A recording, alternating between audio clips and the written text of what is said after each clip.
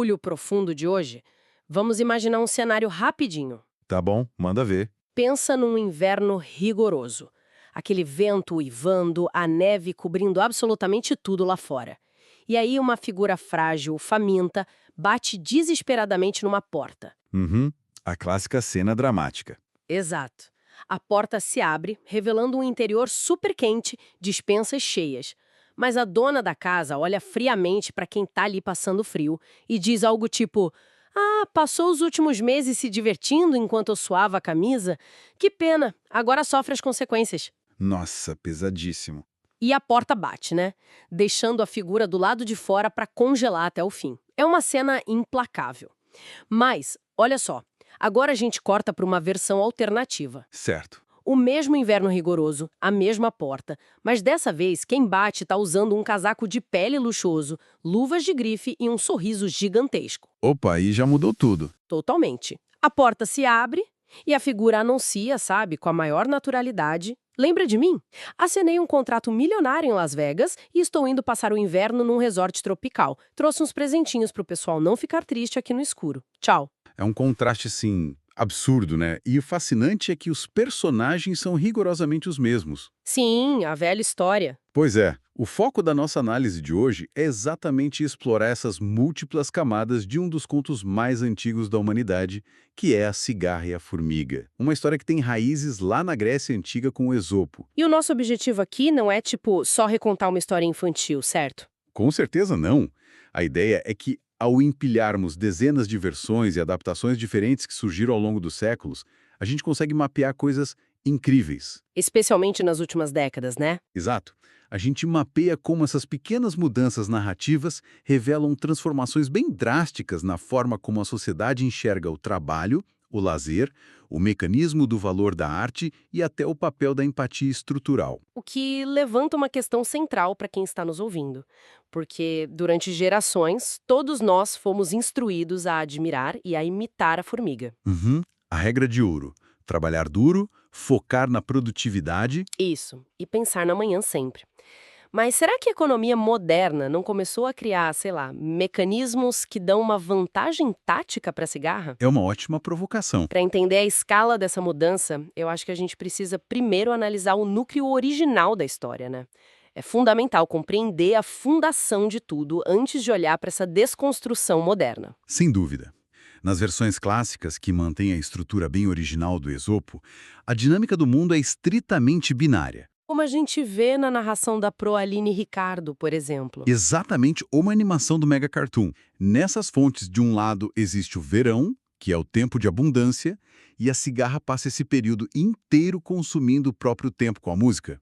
Fica ali inebriada pelo clima de lazer. Isso, ela não converte esse tempo em absolutamente nenhum recurso material para o futuro. E, em paralelo, a formiga opera num sistema de esforço superlinear, é o trabalho braçal puro. Tem até uma versão da coleção Disquinho que ilustra isso perfeitamente. Aquela da marchinha. Essa mesma. As formigas marcham cantando: 1, 2, 3 sacos de farinha, 4, 5, 6 sacos de feijão. Isso mostra muito bem o mecanismo da época. Aham, a produção de riqueza era uma escala de 1 para 1, né? Sim, carregar uma folha equivale a uma refeição garantida lá no inverno. A formiga sacrifica o presente porque ela sabe, com uma certeza quase matemática, que o inverno exige aquele acúmulo material. E a gente tem que lembrar que a chegada do inverno não é só uma inconveniência climática, ou uma metáfora para uma recessão econômica como a gente pensaria hoje. Não, era bem pior. Naquele contexto histórico, o inverno é uma sentença de morte pura e simples. A escassez é absoluta. Então, quando a cigarra implora por um pouco de farinha e feijão, a recusa da formiga faz sentido. E gera aquela que é talvez uma das frases mais famosas da literatura, né? Hum, Que encerra o conto de um jeito super impiedoso. É a clássica invertida. Pois é, na versão da Proaline Ricardo, a formiga responde bem assim: "Ah, enquanto nós trabalhávamos duro, você só pensava em se divertir, pois agora, boa diversão." Ou tem aquela variação famosa, né? Se cantou durante o verão, agora dance. Nossa, é muito brutal. Eu sempre penso nessa formiga como aquele amigo extremamente regrado financeiramente, sabe? Sei bem o tipo. O cara das planilhas. Exato. O indivíduo que passa o ano inteiro guardando dinheiro, não sai pra jantar, recusa qualquer luxinho, e aí quando chega janeiro, aqueles amigos que gastaram tudo em festas no fim de ano pedem dinheiro emprestado. E ele recusa com gosto. Com muito gosto. O ápice do eu te avisei. Mas, no caso da fábula, a recusa significa literalmente a morte do outro. A moral é, o esforço garante a colheita e a negligência garante a ruína. E olha, essa dureza toda faz muito sentido quando a gente analisa o mecanismo social da época em que a fábula foi criada. Em sociedades agrárias antigas, a margem de erro era zero. Nenhuma rede de apoio. Nenhuma. Se uma comunidade não estocasse grãos suficientes, as pessoas pereciam de verdade. O trabalho não era uma via para ter conforto, era a única barreira contra a inanição. Não tinha como sustentar quem não ajudava na colheita. Exato. A fábula operava quase como um manual de instrução, sabe? Para a perpetuação da espécie humana diante de uma natureza implacável. A lição de moral tinha que ser dura, porque o mundo exterior era ainda mais duro. O que explica muito bem o contexto histórico. Mas fala sério, isso gera um atrito gigante com a realidade de hoje, né? Com certeza, mudou tudo. Nós não vivemos mais nessa sociedade agrária de soma zero. Hoje, a escassez material ainda existe, óbvio, mas grande parte de quem consome essas histórias vive sob alguma rede de proteção social, num mundo já pós-industrial. Uhum, a percepção de sobrevivência mudou. E, de repente, ensinar para uma criança que o correto, o ético, é deixar um colega congelar lá fora, começa a soar não como justiça, mas como sadismo, sabe? É uma transição moral bem delicada para os contadores de histórias modernos resolverem. Mas como as fontes mais recentes lidam com isso sem destruir a mensagem original sobre responsabilidade? Porque se a formiga simplesmente entregar a comida, a gente não cria um risco moral gigante aí? Do tipo, ensinar que a irresponsabilidade não tem consequências? Exatamente, a formiga ficaria com cara de boba. Pois é, essa é a grande tensão. O que a gente começa a ver é uma tentativa de introduzir uma, digamos, rede de segurança social dentro do formigueiro. Interessante, como assim? E adaptações de canais como Turma Mirim e Faf Reis, o enredo diverge bem na hora da batida na porta. A formiga abre, dá um sorriso e diz algo do tipo: aqui dentro é quentinho e sempre tem lugar para quem quer aprender. Ah, então ela ganha uma chance. Isso, a cigarra recebe uma xícara de chá, um cobertor, e na versão do canal Os Amiguinhos, essa mudança vai além. Deixa de ser só a atitude de uma formiga caridosa e passa a ser uma política pública mesmo. Como uma lei. Literalmente, a rainha formiga institui um decreto oficial determinando que qualquer um que peça ajuda não deve ser rejeitado. Caramba! Então o formigueiro basicamente inventou a seguridade social. Basicamente isso, olha só. Mas, voltando àquela questão do risco moral, isso ainda me parece transformar a cigarra num peso para a sociedade, não acha? A formiga continua lá, fazendo todo o trabalho pesado de infraestrutura. Enquanto a cigarra sobrevive da caridade alheia. Pois é, isso ainda soa como um desequilíbrio na equação. A cigarra está ganhando um passe livre para a preguiça nessa versão. É exatamente por isso que a versão da coleção Disquinho é talvez a ponte mais brilhante nessa evolução narrativa toda que a gente está analisando. Sério, o que eles fazem de diferente? Eles resolvem esse problema do risco moral reclassificando o que a gente considera como trabalho. Nessa versão, quando as formigas debocham da cigarra, ela não fica só pedindo desculpas ou esmolando. Ela se defende. Ela argumenta que a música dela tinha sim uma utilidade. Ela diz: pensei que a minha cantiga alegrasse o seu trabalho. E as formigas acreditam nisso de cara? No começo, elas duvidam. Elas tentam cantar a própria marcha dos sacos de farinha, mas percebem que o som delas é monótono, mecânico, chega a cortar o coração. Nossa, uma coisa bem industrial, né? Bem isso. E aí, ao ouvirem novamente a melodia leve da cigarra, elas têm uma epifania. A música tornava aquele fardo físico muito mais suportável. Fazendo um paralelo corporativo moderno aqui que eu adoro. É como se a formiga fosse o departamento de logística, sabe? Garantindo que o produto chegue no prazo, pagando os boletos. Boa analogia. E a cigarra? A cigarra atua como o RH e o departamento de saúde mental. Um não existe sem o outro. A logística garante a sobrevivência física da empresa no curto prazo. Mas sem a saúde mental e o bem-estar fornecidos pela cigarra, As formigas entram em colapso por burnout, antes mesmo do inverno chegar. É uma relação de simbiose pura, não é parasitismo. Perfeito. Você captou a mecânica da mudança. O que ocorre aí é o reconhecimento formal do trabalho imaterial e da economia de serviços. Isso é muito forte. É a constatação de que o entretenimento e a coesão social são calorias emocionais. Elas alimentam o formigueiro de um jeito que a farinha jamais conseguiria. E tem alguma fonte que formaliza mais essa relação? Tem sim. Em outra adaptação do canal Releiturinhas, isso é consolidado num contrato mesmo para o futuro. Um contrato entre a cigarra e a formiga. Exato. A formiga abriga a cigarra com uma condição. No próximo verão elas vão trabalhar juntas. A cigarra vai fornecer o entretenimento enquanto a formiga faz a colheita. E ambas dividem o esforço. Isso. A arte deixa de ser vista como vadiagem e é incorporada ao organograma da sociedade como uma função vital, útil. Certo, mas olha só, se a gente estabelece que a arte da cigarra não é só um hobby, e sim um serviço essencial que previne o colapso do formigueiro, isso muda totalmente a dinâmica de poder, né? Sem dúvida, vira o jogo. Porque numa economia moderna, serviços essenciais são quantificáveis, eles são monetizáveis. A cigarra não precisaria mais implorar por um prato de sopa como se fosse um favorzinho. Ela poderia cobrar ingressos. Exatamente.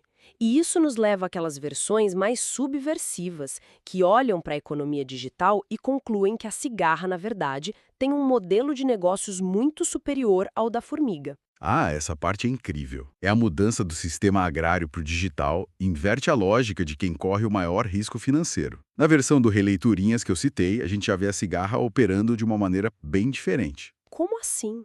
Enquanto ela canta para as flores no verão, ela interage com um público imaginário, pedindo ativamente para deixarem um like e ativarem o sininho. Mentira. Ela virou youtuber. Virou. O mecanismo de escala mudou completamente. Lembra da formiga carregando uma folha por vez, naquela proporção de 1 para 1? É a escala linear clássica que a gente falou. Um esforço imenso para um retorno fixo e pequeno. Isso mesmo. Mas a cigarra cantando e pedindo likes está utilizando uma escala exponencial, com custo marginal quase zero. Ela grava a música uma vez e pode distribuir para milhões de formigas ao mesmo tempo. É genial. E o ápice absoluto dessa desconstrução econômica aparece naquela versão da Janine Carvalho, não é? A que eu usei na introdução da nossa conversa. Essa mesma. Aquela versão é uma obra-prima de quebra de expectativa. Porque as formigas dessa história, elas operam com a mentalidade exata de 1000 anos atrás. Elas estão lá dentro do formigueiro quentinho, fofocando e julgando o mundo lá fora. Se preparando para dar aquela lição de moral épica? Exato. Elas esperam que a cigarra bata na porta, faminta, implorando por clemência por não ter carregado folhas. Mas quando a porta se abre, quem está no controle da situação é a própria cigarra. A cigarra aparece com um casaco de pele, anuncia que foi descoberta por um produtor de Las Vegas, sabe? O puro suco do sucesso. Sim, e ela avisa que aquele verão cantando à toa resultou num contrato milionário. Ela está de malas prontas para um resort tropical. E num gesto final de, assim, humilhação e inversão de status, ela ainda deixa presente para as formigas, que ficam lá atônitas no escuro do formigueiro. As morais sugeridas pela contadora no final desse vídeo são bem reveladoras. Ela diz, não devemos pré-julgar as pessoas e trabalhe com o que gosta e a recompensa será maior. Gente, é um reflexo muito brilhante da economia criativa moderna, porque as formigas dessa versão são a personificação do trabalhador de escritório tradicional, né? O famoso CLT das 9 às 6. Exato. Preso numa rotina, executando tarefas repetitivas e apostando todas as fichas na segurança daquele salário linear. Enquanto olham para a cigarra e julgam. Sim, eles olham para a cigarra, que representa hoje o criador de conteúdo digital, o músico, o artista, e pensam: nossa, que perda de tempo, essa pessoa não tem um trabalho de verdade. E no final, a cigarra, alavancando a distribuição em massa do talento dela, gera um valor financeiro que as formigas levariam milênios carregando folhas para tentar igualar. É uma demonstração cristalina de como as regras do jogo mudaram. Aquela preguiça que a formiga percebia era, na verdade, desenvolvimento de produto. Essa é uma leitura extremamente apurada. A ética de trabalho puramente baseada na dor física, no suor constante, foi, em muitos setores, substituída pela economia da atenção. E pela propriedade intelectual, claro. Mas a gente também não pode romantizar demais, certo? Com certeza. O conjunto de todas as fontes que mapeamos nos alerta contra a adoção cega de qualquer um dos extremos. As versões indicam que um modelo puramente baseado no acúmulo material gera exaustão e falta de propósito. A formiga em burnout. Isso. Mas, por outro lado, um modelo focado só em viver o agora, sem construir fundações sólidas, pode resultar no desastre clássico de congelar na neve. Porque, né? E se o contrato em Las Vegas nunca chegar? Pois é, a conta de luz chega antes de Las Vegas, na maioria das vezes. O que sugere que o segredo não está em escolher qual personagem a gente vai interpretar, mas sim em como internalizar as duas funções na nossa vida. O famoso caminho do meio. Exato. A inteligência está na colaboração interna. O planejamento estrutural e a disciplina logística da formiga precisam coexistir com a criatividade, a leveza e a manutenção da saúde mental que a cigarra domina muito bem. Perfeito. Focar apenas em garantir o futuro pode fazer com que seu presente seja quase intolerável. E viver só o presente pode garantir que o futuro seja inexistente. Precisamente. E olha, há uma última fonte do canal Crianças Inteligentes que sintetiza esse equilíbrio de uma forma magistral. O que eles propõem? Eles vão além da sobrevivência básica ao inverno. Na narrativa deles, após a formiga acolher a cigarra e elas passarem o inverno todo juntas unindo o abrigo e a música, a primavera finalmente chega. A neve derrete. Isso. E aí, o impulso inicial da formiga é voltar correndo ao comportamento robótico de antes. Sair em pânico, estressada com o fato de que os mantimentos diminuíram e que é preciso iniciar a colheita para ontem. Mas existe uma diferença fundamental agora, né? Porque a formiga experimentou o inverno ao lado da cigarra e compreendeu na pele o valor do descanso e do lazer. E a cigarra, tendo visto a realidade brutal do inverno, entendeu a necessidade da estrutura material. Então, a dinâmica muda. Em vez de cada uma seguir para o seu lado, elas unem forças. Exatamente. A cigarra ajuda a cortar e transportar folhas, enquanto a formiga passa a cantar e a se permitir pequenas pausas durante o trabalho. A carga é dividida, o que é lindo. Esse detalhe muda tudo. Ao dividirem a carga física e intercalarem o trabalho pesado com a arte, o esforço se torna incrivelmente mais produtivo e muito menos exaustivo. É a otimização pelo bem-estar. Isso. Elas conseguem estocar os recursos necessários em muito menos tempo, gerando um excedente que não é apenas material, mas temporal.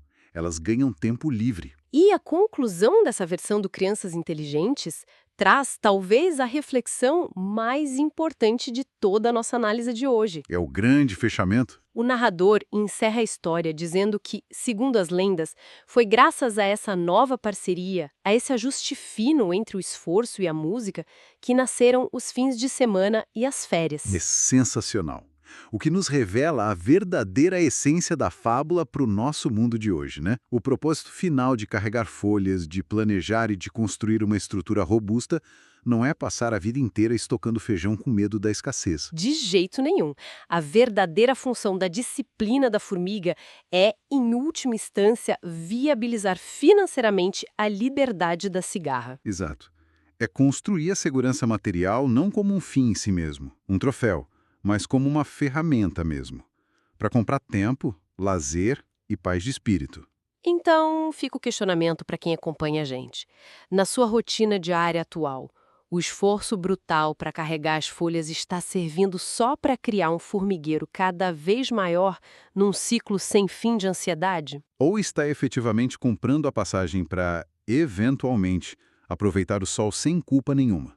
É um belo convite para observar se o inverno que a gente tanto tenta evitar lá fora já não se instalou dentro da nossa própria mente.